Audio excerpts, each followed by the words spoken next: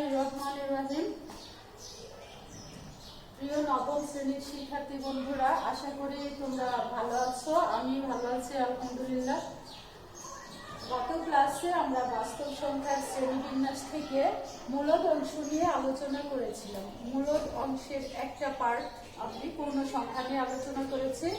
আজকে আমরা মূলদের অপর অংশ ভগ্নাংশ নিয়ে আলোচনা করব। ভগ্নাংশ হচ্ছে দুই প্রকার। এক হচ্ছে সাধারণ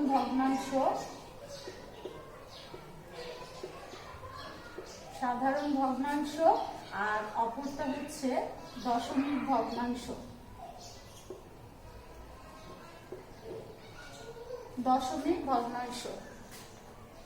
সাধারণ ভগ্নাংশের দুটি পার্ট আছে। একটা হচ্ছে প্রকৃত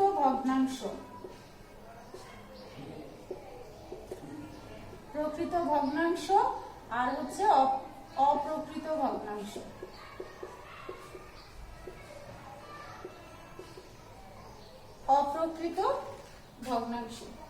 তাহলে দেখো, ভগ্নাংশ দুই প্রকার। একটা হচ্ছে সাধারণ ভগ্নাংশ আর অপরটি হচ্ছে দশমিক ভগ্নাংশ। সাধারণ ভগ্নাংশের আবার দুটো ভাগ হচ্ছে, প্রকৃত ভগ্নাংশ, অপ্রকৃত ভগ্নাংশ, আর মিশ্র ভগ্নাংশ একটা আছে, আমরা সেটা বলবো। দেখো, এখন প্রকৃত ভগ্নাংশ আমি লিখলাম, যেমন 2/7, আর লিখলাম একটা ভগ্নাংশ 5। এখন দেখো, ভগ্নাংশ আমরা জানি উপরের অঙ্কটাকে বলা হয় লব আর নিচের অঙ্কটাকে বলা হয় হর।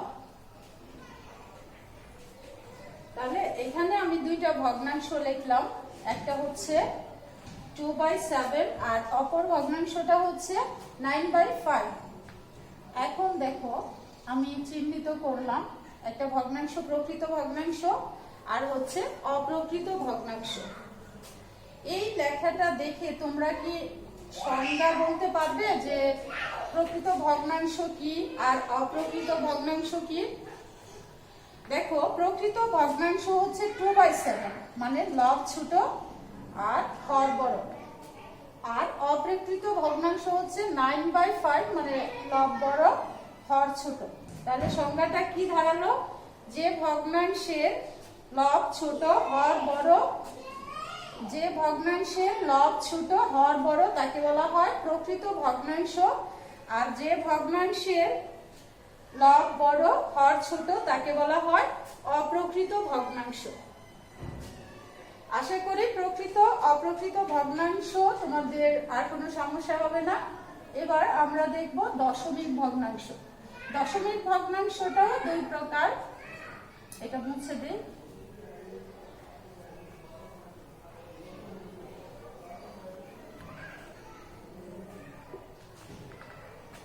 দশমিক ভগ্নাংশ দুই প্রকার। একটা হচ্ছে সসীম দশমিক,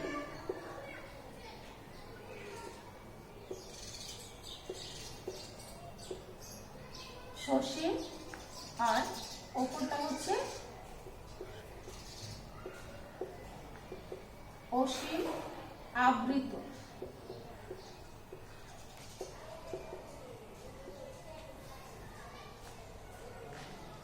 সসীম দশমিক ভগ্নাংশ হচ্ছে, যেমন ধরো আমি লিখলাম 3.50, আরেকটা লিখলাম ধরো 5.2333 বা এই টাইপের কিছু।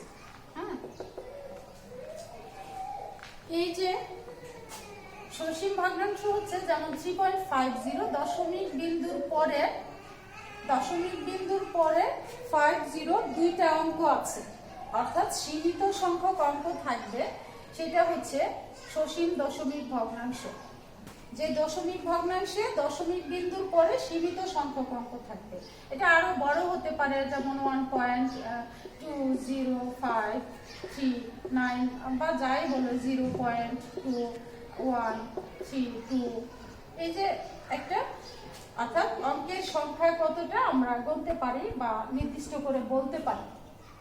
এই যে নির্দিষ্ট করে বলতে পারা, এইটাকে বলা হয় সসীম দশমিক ভগ্নাংশ। আর অসীম আবৃত দশমিক ভগ্নাংশ হচ্ছে, যেমন আমি এখানে লিখলাম 5.233333, এটা কত দূর পর্যন্ত? এটা অসীম পর্যন্ত। কিন্তু এটাকে যেহেতু এখানে দশমিকের পরে, এই দেখো 5 দশমিকের পরে 2 3 3 3 3 অনেকবার আসছে, আমরা এটাকে যদি এইভাবে লিখি 2 3, তার উপরে যে অঙ্ক বারবার আসে, অর্থাৎ দশমিকের পরে রিপিট হয়, বারবার আসে, সেটাকে আমরা পৌনঃপুনিক, তার উপরে একটা বিন্দুর মতো চিহ্ন দিয়ে এটাকে পৌনঃপুনিক বলা হয়। আমরা এটাকে যদি পৌনঃপুনিক দিয়ে দেই, এটাকে বলা হয় আবৃত অংশ। অর্থাৎ এই দশমিক বিন্দুর পরে যে অংশটা অসীম থাকে, তার উপরে যদি আমরা, অসীম বলতে বারবার আসবে একই সংখ্যা, যেমন 3 বারবার আসলো, এটাকে আমরা আবৃত অংশ বলতে পারি। এখন যেমন ধরো কোনো একটা অঙ্ক, যেমন আমি 6, এটা দিয়ে যদি ভাগ করি তাহলে 2 3, তাহলে 3 6 হবে 18, তারপরে 5, আমি একটা দশমিক দিয়ে শূন্য, সরি এখানে দশমিক দিয়ে শূন্য নিয়ে আসলাম, তাহলে 6 দিয়ে ভাগ করলে 6 8 48, তারপরে হলো 2 10, আমি এখানে একটা শূন্য দিলাম, দিলে 3 6 18, বিয়োগ করলে 2 শূন্য দিলাম, 3 6 18। এটা আমি যত দূর পর্যন্ত ভাগ করব, এই 3 3 3 3 আসতেই থাকবে। এই যে 3 বারবার আসছে, রিপিটেশন হচ্ছে, এই 3টাকে আমরা এখানে, এটা 3 3 অসীম সংখ্যক আসতে থাকবে, এটাকে আমরা লিখতে পারি 3.83, তার উপরে পৌনঃপুনিক দিয়ে লিখতে পারি। তাহলে এটা হচ্ছে অসীম আবৃত দশমিক ভগ্নাংশ, এটাকে বলা হয় অসীম আবৃত দশমিক ভগ্নাংশ।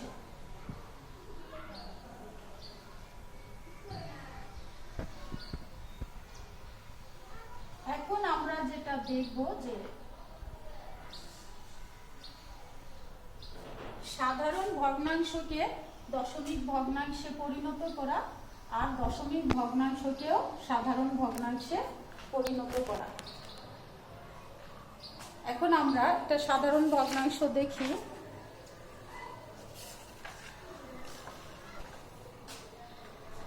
যেমন আমি লিখতে, সরি বন্ধ। এখন আমরা সাধারণ ভগ্নাংশকে দশমিক ভগ্নাংশ আর দশমিক ভগ্নাংশকে সাধারণ ভগ্নাংশে পরিণত করে দেখাবো।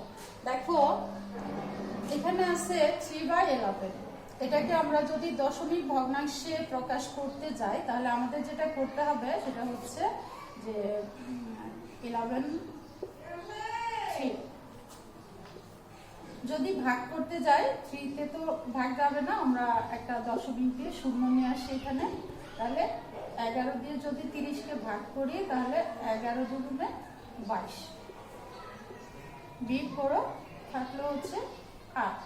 আমরা যদি এখানে একটা শূন্য দেই, তাহলে 7 11 77,